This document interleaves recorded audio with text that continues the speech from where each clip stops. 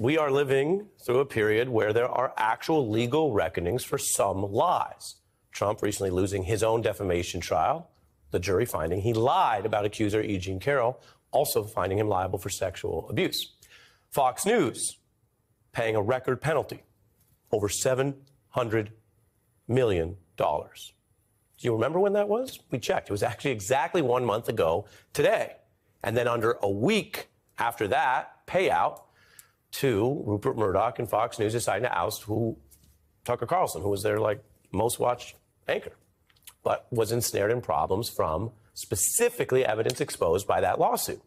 And Carlson had proved an unappetizing leader for Fox at a very time where it needed to somehow separate from some of the costly lies tied to 2020. So that was the Dominion case. It's over. But that doesn't mean the pressure on Fox in court is over. Some of its anchors have actually been approaching right-wing conspiracy theories a little different lately, which is striking because it all can give context to what happens when there are basic lines drawn, sanctions or punishments for at least a certain level of deliberate lying. So we can't read minds or guess motives. No one can. But Fox, I will say, on their part, they insist they are not changing any of their programming right now based on these cases, both past and pending. But there is a Fox defendant in more than one defamation case, Maria Bartiromo, who has been lately taking a more adversarial approach to questioning people who are pushing allegations without evidence. Today, where are these whistleblowers? Well, unfortunately, we can't track down the informant. We're hopeful that the informant is still there. The whistleblower knows the informant. The whistleblower is very credible. Did you just say that the whistleblower or the informant is now missing?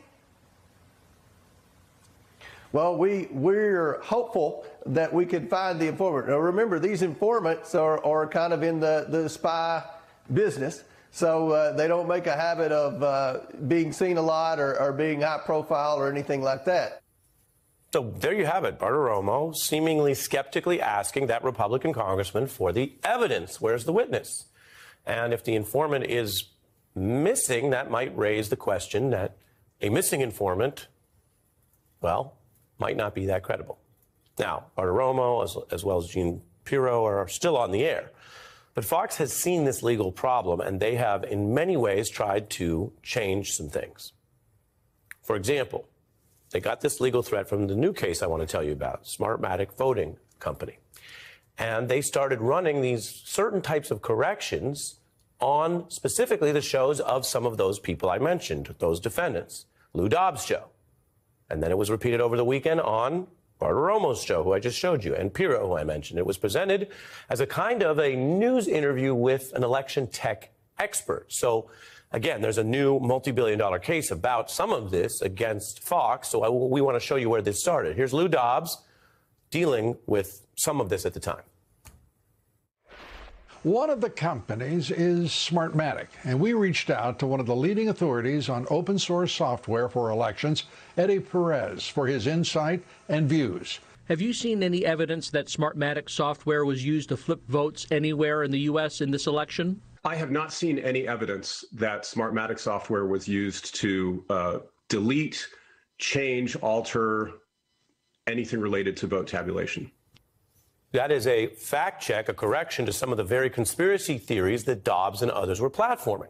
And that is, again, an example of if there's pressure in a line, maybe some journalism occurs. Now, that should have happened earlier, right? You can always check things and then clear them for air. That's how it's supposed to work. But Fox was pretty swift with that correction. We showed you that they did it on Dobbs' show. And then I want to remind you, they then canceled Dobbs' show. And that was actually the day after he was named in the Smartmatic case. It was about a month after Dominion also sent its own separate letter threatening their lawsuit, and we know where that went. Now, Fox, again, I want to be clear about what they say, that they do programming changes. This was part of what they called planned changes.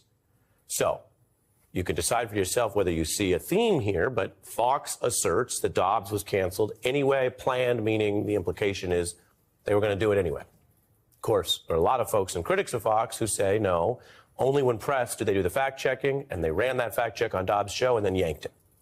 Now, today is a hearing in the Smartmatic case, and it's all about getting evidence. And what has moved Fox, of course, in the Dominion case was evidence. Smartmatic names these hosts as defendants. You can see the names highlighted, and they want $2.7 billion in damages. Now, that would be an even larger payout than we saw in the other case. Now, think about what the core claims are here. This new case is alleging that Fox spread false, defamatory claims or lies, that voting software rigged the 2020 election, that Trump lost from that rigging, which is false. And this all sounds familiar, that the hosts and networks were effectively going beyond reporting that or featuring that they, quote, endorsed and participated in statements proven false.